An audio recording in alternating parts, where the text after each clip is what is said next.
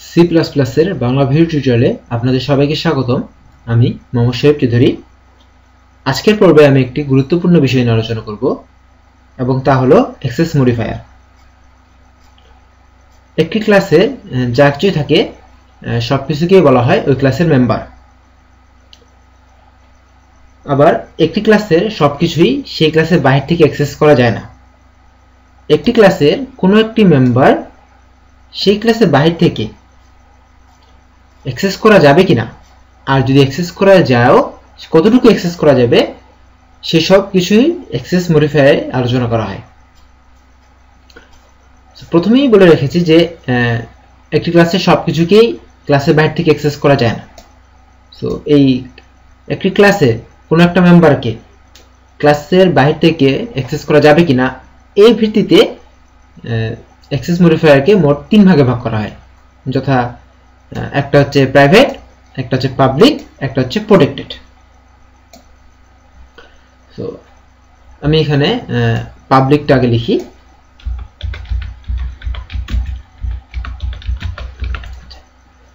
So public মানে হচ্ছে যে সেই ক্লাসের কোনো কিছুকেই যে কোনো কিছুই সেই ক্লাসের বাইরে থেকেও অ্যাক্সেস করা যাবে। আর প্রাইভেট এবং প্রোটেক্টেড এই দুটো হচ্ছে যে সেই ক্লাসের বাইরে থেকে অ্যাক্সেস করা যাবে না। প্রাইভেট এবং প্রোটেক্টেড এই ক্ষেত্রে আমরা এক ধরে নিতে পারি, তবে এদের মধ্যে অনেক পার্থক্য রয়েছে, সেগুলো আমরা পরে আলোচনা করব।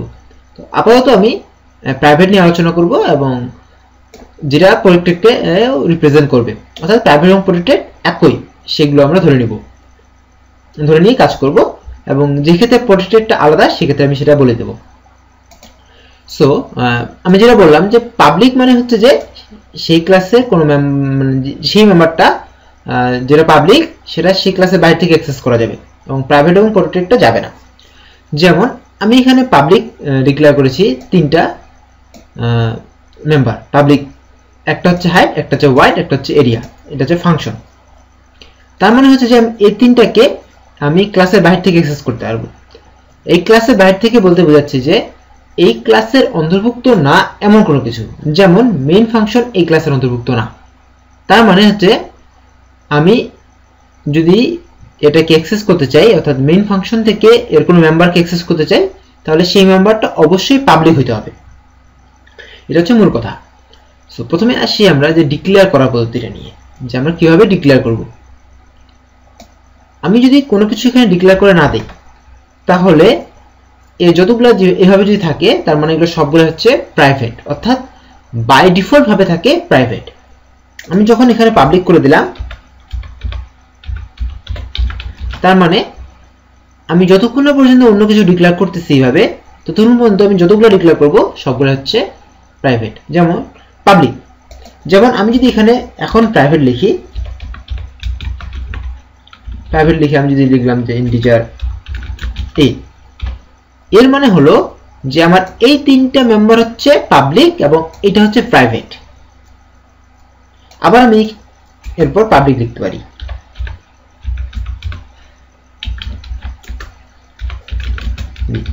এর মানে হচ্ছে আমার এই তিনটা হচ্ছে পাবলিক, এটা হচ্ছে প্রাইভেট, আবার এটা হচ্ছে পাবলিক। অর্থাৎ আমি যদি একবার কোনো একটা অ্যাক্সেস মডিফায়ার ডিক্লেয়ার করে দেই, বলে দিই যে এটা হচ্ছে পাবলিক, তার নিচে যতগুলো আমি ডিক্লেয়ার করব সবগুলো পাবলিক হবে, যতক্ষণ না পর্যন্ত আমি অন্য কোনো কিছু এখানে লিখতেছি।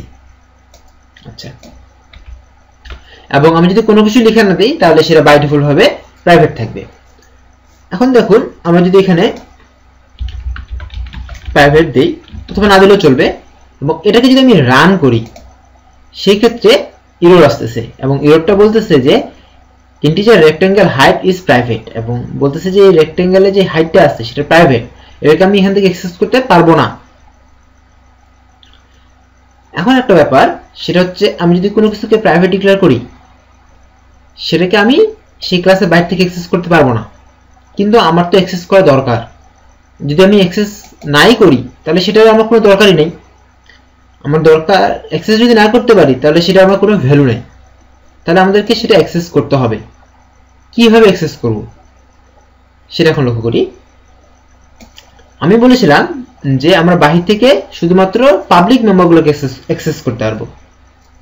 আবার এটাও বলেছি যে একটি ক্লাসের যে কোনো কিছুই সেই ক্লাসের প্রাইভেট পাবলিক প্রটেক্ট সবকিছুকেই অ্যাক্সেস করতে পারবে। যেমন আমি এখানে আমি এরিয়াটাকে পাবলিক করে দিলাম, তার মানে হচ্ছে কি আমি মেইন ফাংশন থেকে এই এরিয়াটাকে অ্যাক্সেস করতে পারবো। আবার এরিয়া যেহেতু এই ক্লাসের অন্তর্ভুক্ত সেহেতু এই এরিয়াটা কিন্তু এর প্রাইভেট মেম্বারগুলোকে অ্যাক্সেস করতে পারবে। দেখুন এখানে ইন্টিজার হাইট এবং ইন্টিজার ওয়েট কিন্তু প্রাইভেট, কারণ আমি এখানে বলে দিইনি, ডিফল্ট ভাবে সেটা প্রাইভেট আছে, যতক্ষণ পর্যন্ত আমি অন্য কিছু না দেই। আমি যখন এখানে পাবলিক দিয়েছি তখন এটা পাবলিক হয়ে গেছে, এরিয়াটা পাবলিক কিন্তু এই দুটো হচ্ছে প্রাইভেট।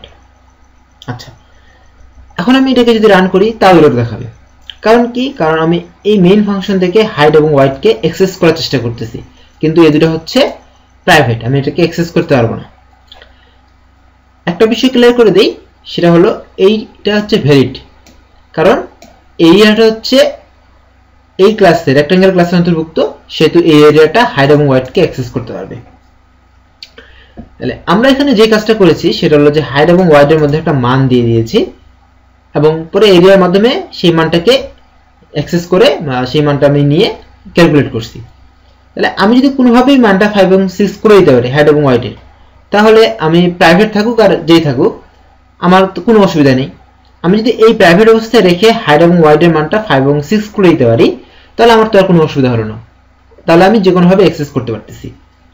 এবং অ্যাক্সেস করার পদ্ধতিটা আমি কি বললাম সেটা হলো যে আমি মেইন ফাংশন থেকে এখানকার পাবলিক একটা ফাংশন কল করব, যে পাবলিক ফাংশনটা কি করবে এর প্রাইভেট মেম্বারগুলোকে অ্যাক্সেস করবে।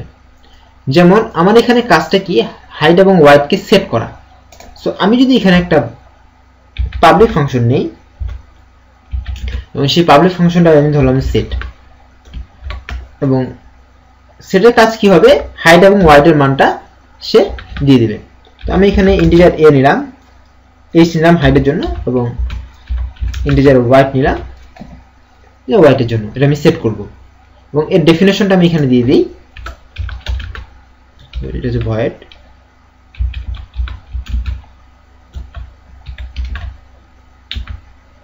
rectangle, এটা ছিল সেট এবং এখানে ছিল ইন্টিজার হাইট কমা ইন্টিজার ওয়েট। এবং আমি এখানে কি করব হাইটের মানটা আমি করে দেব h,